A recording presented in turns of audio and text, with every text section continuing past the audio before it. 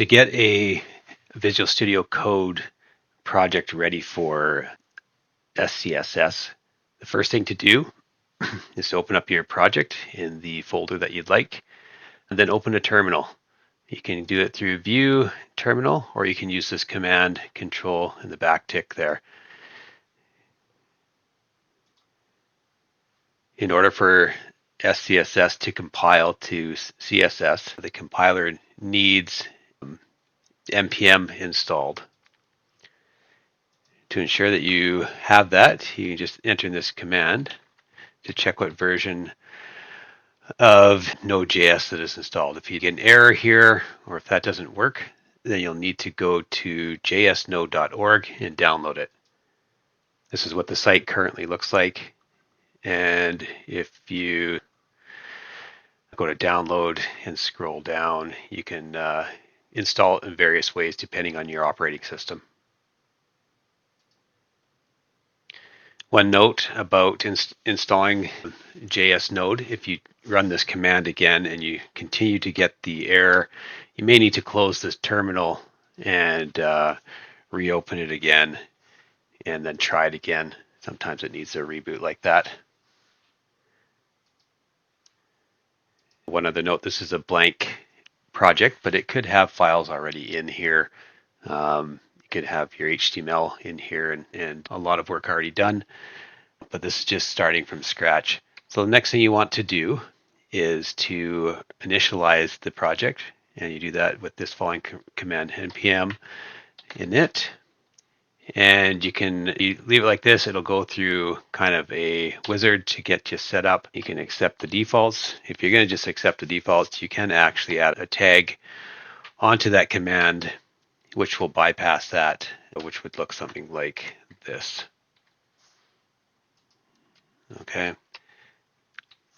You'll notice that the package has been added here, and it's added this test script. We could run that test script. I'm just going to clear the console there.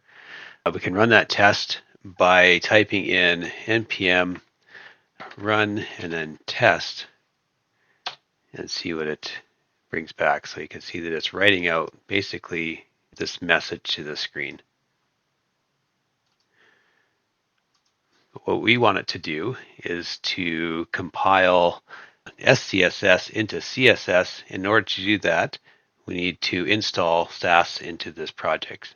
So to do that, you do npm install SASS,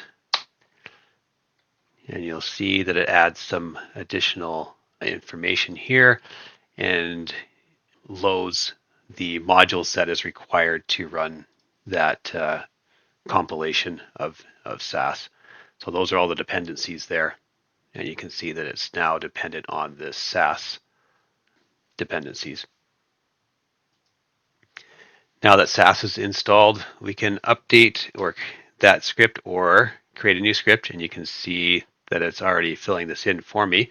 So let's accept that. So this is a new command that uses Sass, and what it does, it's going to look in a source folder for a folder that's SCSS, and then it's going to compile what's ever in there and put it into a distribution folder that contains a CSS folder. So to do that, we're going to select the project and click new folder. And so this is going to be the C. We're going to add another folder in there called SCSS.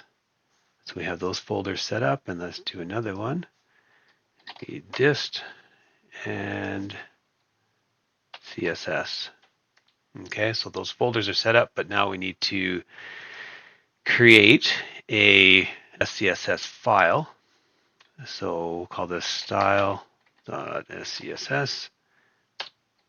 And in here we can write styling for the project. So if we want the color of headings, we could do something like that. And then we could do like an H1 with the color headings, just like it's auto-completing here for me. Okay. And We'll save that and make sure we save this. One other thing we want to do is instead of having to run this manually, like we could run this, could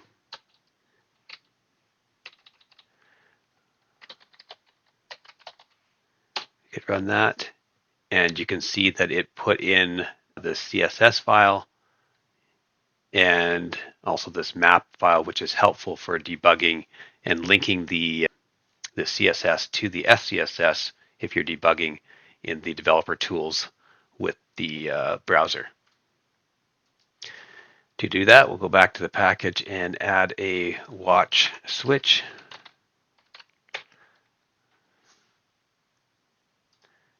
And we'll save that. And now when we run that, you'll see that there's a message here that Sass is watching for changes. So this is going to be continuous. So if we make any changes in the style, if we put a background color and save that, if we go back to here, you see it automatically saves that without having to rerun.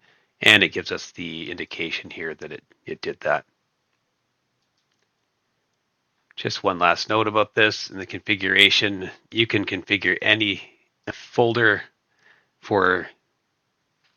to watch and any folder that it would like to save those CSS files. It does not have to be exactly in this format. So however you format or set up your project, you can configure this script